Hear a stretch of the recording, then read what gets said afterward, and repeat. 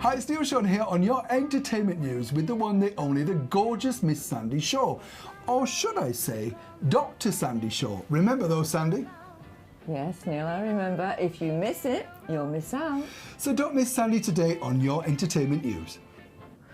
I've always wanted to get out and see the world, and I was just looking for a way to do it. I even considered going into the army at one point, but I took 6 weeks out and worked, had a job at Ford's, and during that 6 weeks I contemplated my future, and then I announced to my flabbergasted mother and my flabbergasted workmates that I decided to become a pop singer.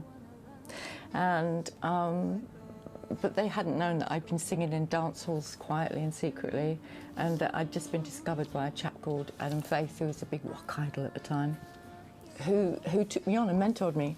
He was responsible for not only the start of my career, but for me owning all of my recordings, because he gave me the start-up money to start my own production company, which is so unusual. It's really unusual. I'm about the only person from that era that does actually own my own content. I would advise anybody from any creative endeavour to own their own work and only to license it, never to assign those rights to anybody, because they come from you, they're part of you. You should be in charge of them, you should be in control of them. You're the one that loves them, that will treasure them, that will make them last. Oh yeah, they're really supportive. Anything that I've ever wanted to do, they've been supported, whether it was girlish or boyish or anything. My dad used to take me into the garage, and I helped him make a car. And you know, I just love getting all greasy and everything, and passing him the right tools, and I knew how to work the wrenches and everything. I will put my hand to anything, and as far as I'm concerned, there's no sort of like bar to anything because I'm a girl, and so I've always had that attitude throughout my career that, you know, I can do this. It's possible. Yes, I can.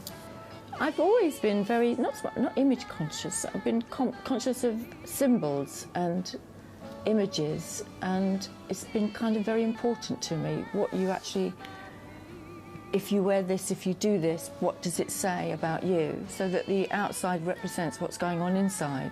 Oh, I've always been barefoot, even when I was a child.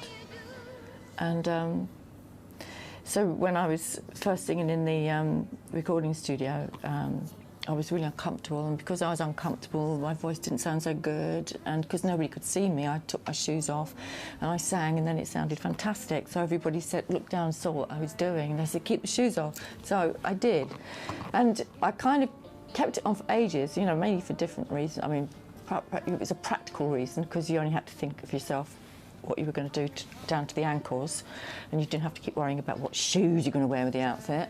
And the other thing that was really good was that it kind of like, again, symbolism. It symbolised this kind of rags to riches, but really, if you look all the way down to the thing, she's still got her feet on the ground, she's still one of the people, she's still, you know, yeah, I don't want to be special in any way, except that, you know, special in that I am part of all of us, part of everybody.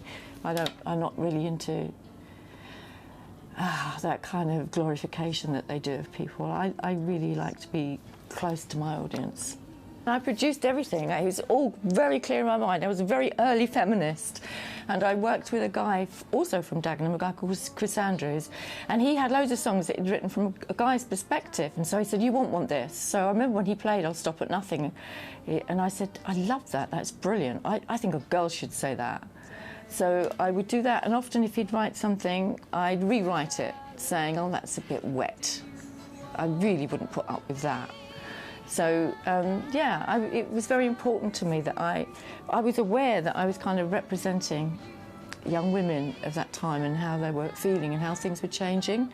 So I made sure that the lyrics actually reflected that, so that they could relate to it. And the guys got used to the fact that, you know, they had to show some welly to get involved with us.